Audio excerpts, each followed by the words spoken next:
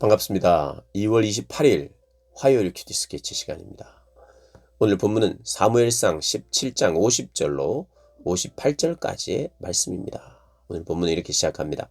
다윗이 이같이 물매와 돌로 블레셋 사람을 이기고 그를 쳐 죽였으나 자기 손에는 칼이 없었더라. 오늘 본문은 이제 다윗과 골리앗의 싸움의 마지막 내용인데요. 이제 누가 이깁니까? 다윗이 이겨요.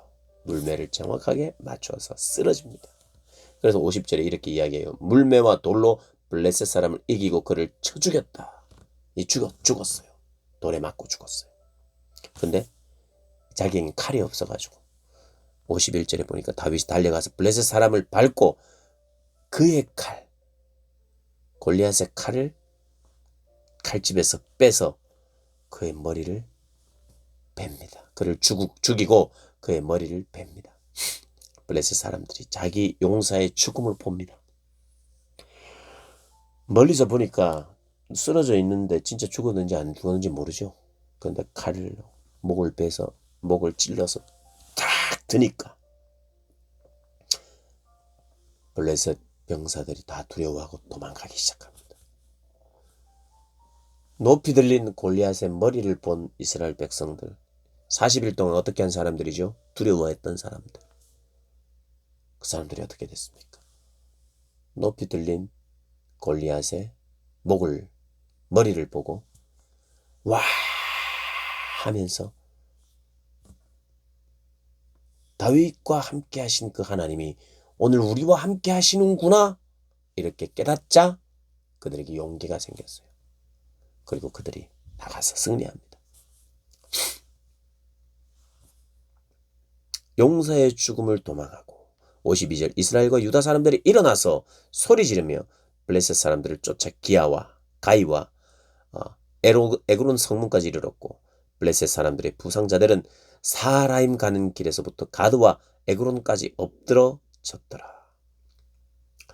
이스라엘 자손이 블레셋 사람들을 쫓다가 돌아와서 그들의 진영을 노략하였고 다윗은 그 블레셋 사람의 머리를 예루살렘으로 가져가고 갑주는 자기 장막에 두니라. 전쟁에 굉장히 적합하지 않는 외모였죠. 소년이었고 그리고 갑옷도 없어요. 그리고 무기도 없어요. 그냥 맷돌입니다. 객관적으로 가장 전쟁을 잘할 것 같은 가장 강력한 골리앗 모든 것을 갖췄죠. 좋은 갑옷에 큰 창과 칼, 최첨단 무기를 가지고 거기에 걸맞는 자기 덩치와 몸도 가지고 힘도 있는 가장 전쟁에 적합하지 않는 사람과 가장 전쟁에 적합한 사람이 붙었는데 누가 이겼습니까? 가장 싸움을 잘할 것 같은 외모와 그러지 못한 외모가 붙었는데 누가 이겼습니까? 적합하지 않은 외모가 이겼어요. 성경이 가르치고 싶은 거예요. 외모 중요하지 않다. 물론 다윗에게 용맹함도 있었고 그에게 물맷돌을 돌리는 실력도 있었어요. 민첩함도 있었어요. 싸움을 잘하는 사람 맞아요. 그러나 골리앗을 그의 실력으로 이긴 건 아니거든요. 어떻게 보면 그들 중에 전쟁 훈련도 안 받아본 가장 적합하지 않은 사람이 가장 적합한 용사를 이겼어요. 그러니 주변의 나라들이나 블레셋 사람들이 얼마나 두려워할까요? 저 사람은 갑옷도 안 입고 오고 저 군대 올 나이도 아닌 어린 놈이 대단하다. 어린아이가 저 정도 대단하면 그 훈련받은 병사들은 얼마나 더 할까 하면서 이스라엘 군대에 대한 두려움이 몰려왔죠. 그럴 것 같지 않은 외모, 사람들이 기대하지 못할 만한 외모, 오히려 업신여길 만한 외모 가지고 있는 사람들 혹시 있습니까? 얼굴 생김새를 말하는 게 아니라요. 전부 다 얼굴 생김새에서부터 해서 나의 학력, 나의 키, 나의 가진 모든 것, 나의 재능, 지식까지 다 합친 외모. 이 외모. 혹시 그 외모 때문에 아무것도 못할 것 같고 승리하지 못할 것 같다고 생각하는 분이 있다면 하나님은 그런 외모를 오히려 더 사용하기를 기뻐하시는 것을 성경을 통해서 우리가 보게 됩니다. 그런 외모임에도 불구하고 하나님이 함께 하시고 도와주시고 그가 하나님을 신뢰하고 하나님 순종하고 하나님만 의지하니까 그런 사람 하나님 쓰기를 좋아하시죠. 다윗은 말씀의 사람이었어요. 그러니 그 말씀을 사울에게도 막 이야기합니다. 하나님이 나와 함께 하십니다. 하나님 구원자이십니다. 하나님의 말씀을 경험한 말씀을 의지하여서 사울에게 이야기를 해요. 그러자 사울이 거기에 감동이 된 거죠. 그래, 나가라. 싸우자. 될 것 같다. 말씀을 근거하여 이야기했어요. 그리고 골리앗에게는 어떤 이야기를 했습니까? 말씀을 근거하여 이야기를 합니다. 구원은 하나님께, 전쟁은 여호와께 속해 있다. 너는 망군의 여호와를 모르느냐? 아마 모를 건데 이제 알게 될 거다. 이스라엘의 하나님이 온 땅에 충만하신 분인 것을 알게 될 것이다. 구원이 칼과 창에 있지 않고 실력이 있지 않고 너의 능력이 있지 않다. 하나님의 말씀을 근거로 골리앗에게도 선포했어요. 이 선포가 진짜고 이것이 이미 승리를 따냈어요. 우리도 어떻게 합니까? 하나님의 말씀을 기억해야 돼요. 하나님의 말씀을 근거로 외치고 승리하는 거예요. 그냥 침묵하면서 내가 실력이 있는데 하면서 갑자기 나가가지고 아무 말도 안 하다가 막 돌 던져서 이러면 멋있긴 하겠죠. 근데 거기서 표현을 해야 돼요. 누가 이 전쟁의 주관자이신지 표현해야 돼요. 이기게 하신 분은 하나님이시라고 표현해야 돼요. 근거로 말해야 돼요. 그래서 골리앗에게도 이스라엘 백성에게도 사울에게도 하나님의 말씀을 근거하여 이야기를 합니다. 결국 이제 끝나는데요. 우리가 오늘 말씀을 통해서 우리가 적용할 게 있어요. 뭐냐? 용사 다윗의 머리를 들자. 이제 이스라엘 백성들이 다 승리합니다. 골리앗을 아무도 이길 자가 없었어요. 근데 다윗이 한번 딱 이기자.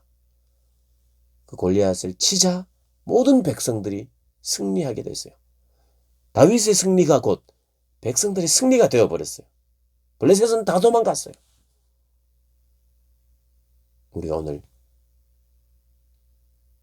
한번 예수님을 적용할 수 있어요. 인류가 그 누구도 이기지 못했던 것이 있습니다. 그게 뭡니까? 사망, 죽음입니다. 죽음을 이긴 사람은 없어요. 그러나 유일하게 한 분, 예수님이 그 사망을 이기셨어요. 사망의 권세를 정복하셨어요. 사망의 머리를 잘랐어요.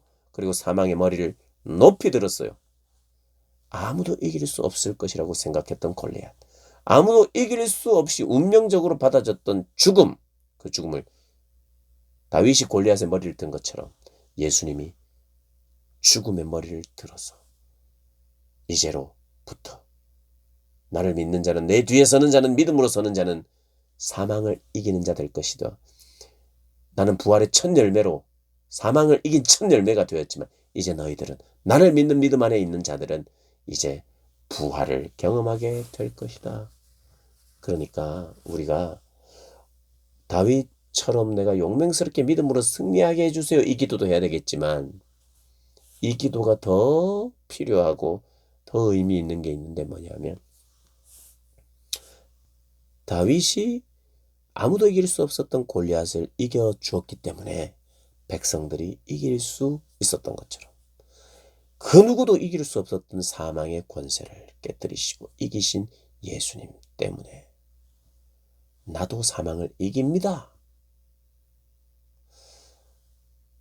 당신이 승리하여 주셨는 것을 믿고 내가 승리의 깃발을 꼽는 것과 내가 전쟁에서 이겨야 된다는 것과 좀 다르죠.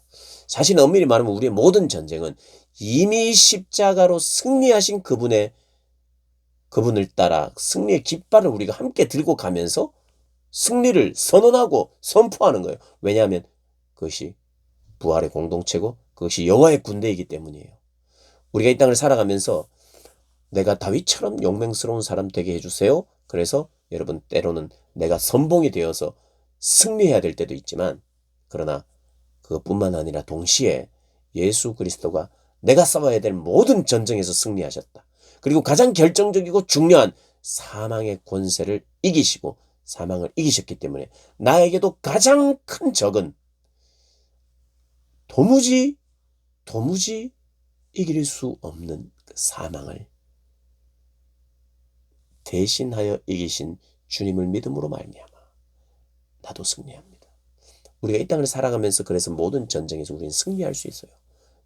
그분이 먼저 다 승리하셨기 때문에. 그리고 승리를 확신하면서 믿음으로 선포하면서 우리가 살아가야 돼요. 그래서 늘 기억하십시오. 다윗이 골리앗의 머리를 드는 순간 이스라엘 백성들은 누구도 한 사람도 두려워하지 않았어요. 이제 됐다. 우리가 할 수 있구나. 우리가 여호와의 군대구나. 우린 이제 남은 건 승리의 깃발을 꽂기만 하면 되는구나 하면서 전부 다 그렇게 나갔듯이 예수님을 알고 예수님이 사망의 머리를 들었다는 사실을 확신한다면 우리는 이제 승리만 있는 거죠. 그 승리를 선포하면서 죄와 사망의 권세를 멸하신 주님을 믿고 죄에 넘어가지 않고 사망을 두려워하지 않는 자로 살아가시는 여러분, 저와 여러분 되시길 주님의 이름으로 축복합니다.